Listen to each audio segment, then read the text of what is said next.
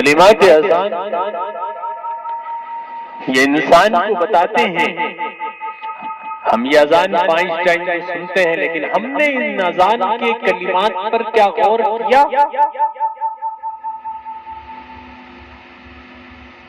سب سے پہلے اذان کے کلمات میں جو کلمہ دہرایا جاتا ہے، اللہ اکبر اللہ اکبر، یہ اللہ رب العزت کی کبریائی، اللہ رب العزت کی عظمت بڑائی بیان کرتا ہے کہ اللہ سب سے بڑا ہے. اور پھر اشہد ان لا الہ الا اللہ، میں گواہی دیتا ہوں، میں اس بات کی شہادت دیتا ہوں کہ نہیں ہے کوئی معبود سوائے اللہ کے جس کی عبادت کی جائے، اللہ کے علاوہ کوئی نہیں ہے جس کی عبادت کی جائے. اس کے بعد اشہد ان محمد رسول اللہ، میں گواہی دیتا ہوں اس بات کی کہ حضرت محمد صلی اللہ علیہ وسلم اللہ کے رسول ہیں، آخری میسنجر ہیں، سندیشتہ ہیں، حق بات ہم تک پہنچانے والے ہیں. یہ گواہی ہم دیتے ہیں.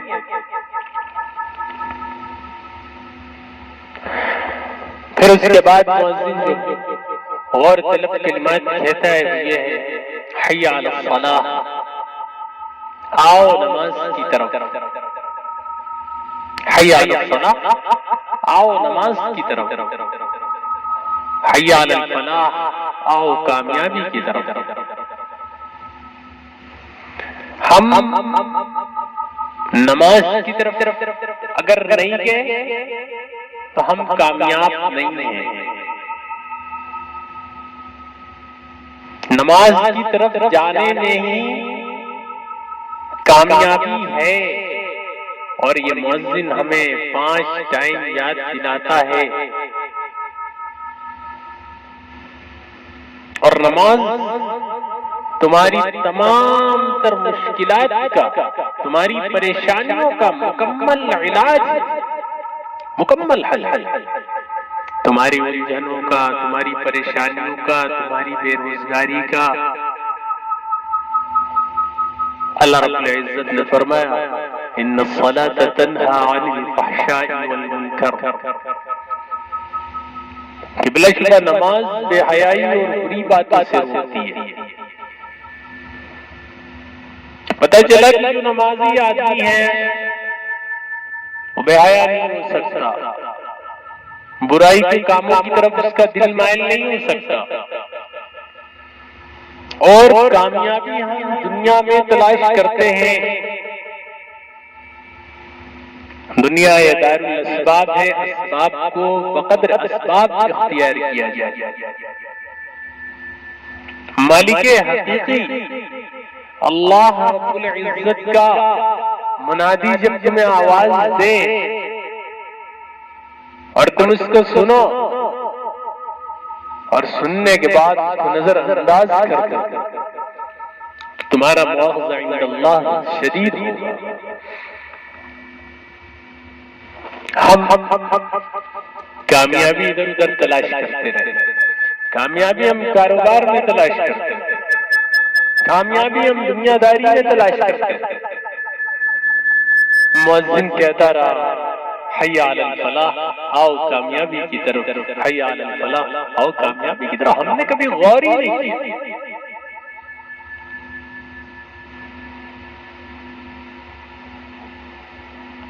ہمیں غور کرنے کی ضرورت بھی کیا ہے؟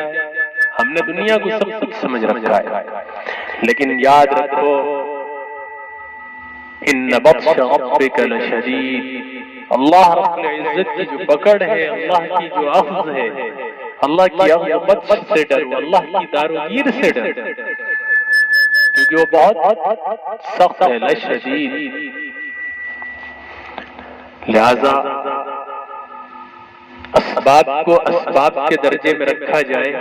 جو ہمارے یہاں پہلے نمبر پر ہونا چاہیے ہم نے اس کو آخری سے آخری درجے میں پہنچا دیا، اور جو چیزیں آخری درجے میں ہونی چاہیے ہم ان کو پہلے نمبر پہ لے آئے. مسلمانوں کی پستی کا جو علاج ہے وہ دین کی اطاعت، اللہ کی اطاعت، رسول اللہ صلی اللہ علیہ وسلم کی اطاعت اسی کے اندر ہے۔ اگر آپ اس سے ہٹ کر کے کامیابی تلاش کرتے ہیں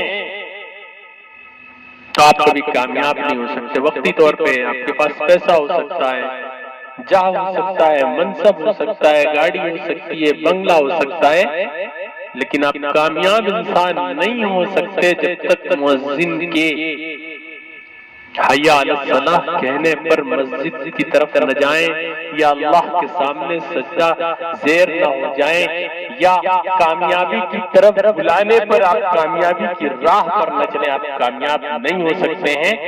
میں اس بات کی ضمانت دیتا ہوں کہ کامیاب وہ شخص ہے کہ جو مؤذن کی آواز پر لبیک کہے اور مسجد کو رواں دوا ہو جائے۔ یہ غور طلب بات ہے، لیکن ہم اس پر غور نہیں کرتے ہیں۔ پھر ہوتا کیا ہے؟ میں یہ بھی بتا دوں، کاروباری پرابلمز، دکان کا نہ چلنا، گھر میں ٹینشن، لڑائی جھگڑے، اور نہ جانے کتنی نیندوں کا حرام ہونا، قرض میں ڈوبتے جانا۔ جب یہ ساری چیزیں آتی ہیں تو پھر کیا ہوتا ہے؟ ہم مسجد کی طرف نہیں جاتے، ہم کہاں جاتے ہیں؟ کسی عامل کے پاس، کسی عالم کے پاس، کسی بابا کے پاس، کسی پنڈت کے پاس، کسی مولانا کے پاس، اور پھر ہم کیا طلب کرتے ہیں اس سے کہ مولانا صاحب، عامل صاحب ہمیں رزق کے فراخی کا ایسا تعویذ دے کہ ہمارا کاروبار چل جائے۔ لیکن میں یہ بتانا چاہوں گا، یہ عاملین حضرات، جب آپ کا کاروبار نہیں چلتا ہے تو ان کا کاروبار چلتا ہے، جب آپ کا کاروبار چلنے لگے گا تو ان کا کاروبار۔ اور اللہ خیر کرے ان حضرات کا جو کاروبار میں بندش بسالتا، کاروبار باندھ دیا گیا ہے، سفلیات کا سخت اثر ہے، آپ کے دشمن نے کام کیا ہے، آپ کے کاروبار میں بندش ہے، اتنا صرفہ آئے گا 5,000 کا، 10,000 کا، ہم اس بندش کو ختم کر دیں۔ رشتوں میں پرابلم، پھر عامل صاحب کا کھیل شروع ہوتا ہے، رشتوں میں بندش ہے۔ ارے اللہ کے بندے، جتنا تمہارے مقدر میں ہے وہ تم کو مل کر کے رہے گا، اس سے پہلے موت نہیں آ سکتی۔ کون ہے جو تمہارے کاروبار کو چلاتا ہے اور کون ہے جو تمہارے کاروبار کو روکتا ہے؟ تمہارا کوئی دشمن نہیں ہے، تم سب سے بڑے اپنے دشمن۔ تم نے اپنے پیر پر کلاڑی خود ماری کہ بندہ اطاعت خداوندی کرتا ہے، اللہ رب العزت کی اطاعت کرتا ہے، فرما برداری کرتا ہے، اور اللہ سے طلب کرتا ہے، اللہ سے مانگتا ہے، تو اللہ اسے کسی کے در پہ نہیں بھیجتا، پھر وہ کاروباری تعویذات نہیں بنواتا۔ پھر اللہ تعالیٰ اس کے لیے فراخی رزق کے اسباب پیدا فرما دیتے ہیں، ورنہ تم اللہ کے در پہ نہیں جاؤ گے تو ان باباؤں کے در پہ تمہیں جانا پڑے گا۔ کسی شاعر نے کہا ہے کہ ستم تو دیکھیے مسجد قریب ہوتے ہوئے، دعائیں مانگنے اجمیر جا رہے ہیں۔ وہی حال تمہارا ہے کہ مسجد تمہارے قریب ہے، تم کو مسجد تک جانے کی توفیق نہیں ہوئی، اس عامل بابا کے دروازے کے چکر لگاتے لگاتے لگاتے لگاتے اور پیسے خرچ کرتے کرتے تم نے اپنی جوتیاں کی۔ ایسے نہیں تو ایسے اللہ تمہیں آزمائے، اور جو بندہ اللہ کی اطاعت کرتا ہے اللہ تعالیٰ اس کے کاروبار میں برکتیں عطا فرماتے ہیں، اس کے لیے اس کا جتنا مقدر رزق ہے اللہ تعالیٰ اس میں سہولت پیدا کر دیتے ہیں۔ مثال، ایک شخص بے نمازی اطاعت نہیں کرتا، اللہ نے وعدہ کیا کہ اس کو رزق دیں گے، اس کو بھوکا نہیں رکھیں گے، اور ظاہر سی بات ہے بھوکا نہیں رہے گا، لیکن اس کے کاروباروں میں اڑچنیں آنی شروع ہوں گی، اور وہ در بدر بھٹکتا رہے گا، تھوڑا سا یہاں سے کمائے گا، تھوڑا سا وہاں سے کمائے گا، اس کو 500 روپے اکٹھا کرنے کے لیے 20 جگہ جانا پڑے گا، اور 20 جگہ سے وہ 500 اکٹھا کرے گا۔ ایک شخص نمازی ہے، اللہ کی اطاعت کرتا ہے، اللہ سے طلب کرتا ہے، اللہ سے مانگتا ہے، پھر اس کو 20 جگہ جانے کی ضرورت نہیں، اس کے مقدر میں 500 کا رزق ہے، اللہ تعالیٰ ایک ہی گراہک، ایک ہی کسٹمر کے ذریعے اس تک اس کا رزق آسانی سے پہنچا جاتا ہے۔ تو سہولت ہوتی ہے اس طرح کی، یہ سمجھ میں آنے والی بات نہیں۔ آدمی گلے کے اندر ایک تعویذ لٹکا لے، دکان کے اندر ایک تعویذ لگا لے، اور جس سے سمجھتا ہے کہ سارے کسٹمر، سارے جتنی بھی ڈیلز ہیں سب اس سے فائنل ہو جائیں گے۔ اگر ایسا ہی ہوتا تو میں بھی کوئی بہت بھاری بھرکم تعویذ لکھ کر کے اپنے ساتھ رکھ دیتا اور اس سے رزق آتا رہتا۔ کوششیں کرنے کی ضرورت نہ پڑے، لہذا تم اللہ کے در پہ نہیں جاؤ گے، اللہ تمہیں ان باباؤں کے در پہ رسوا کرے گا۔ اللہ تعالیٰ نے قرآن کریم کے اندر یہ ارشاد فرما دیا، ادعونی استجب لکم، میرے بندے مجھ سے مانگ، مجھ سے طلب کر، استجب لکم، میں تیری دعا کو قبول کروں گا، میں تمہیں دوں گا۔ کیوں نہیں مانگتے؟ حدیث پاک میں آتا ہے رسول اللہ صلی اللہ علیہ وسلم نے فرمایا من لم یسأل اللہ یغضب علیہ، جو اللہ سے سوال نہیں کرتا ہے اللہ تعالیٰ یغضب علیہ، اس سے ناراض ہو جاتے ہیں، اس پہ اللہ کا غضب ہوتا ہے، لہذا اللہ سے مانگنا چاہیے۔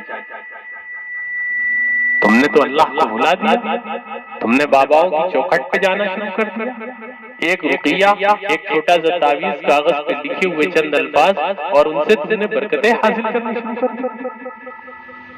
نہیں ہو سکتا، بالکل بھی نہیں ہو سکتا۔ جب اللہ نے کہا مجھ سے مانگو میں دوں گا، اور جو مجھ سے نہیں مانگے گا میں اس پر غضبناک ہوتا ہوں۔ من لم یسأل اللہ یغضب علیہ، اللہ اس سے ناراض ہو جاتا ہے۔ تو اللہ سے نہ مانگنا بھی تنگی رزق کے اسباب میں سے ایک سبب ہے۔ جو لوگ ہاتھ اٹھا کر کے اللہ سے نہیں مانگتے ان کے رزق میں تنگی ہو جاتی ہے، بات نوٹ کر لو۔ لہذا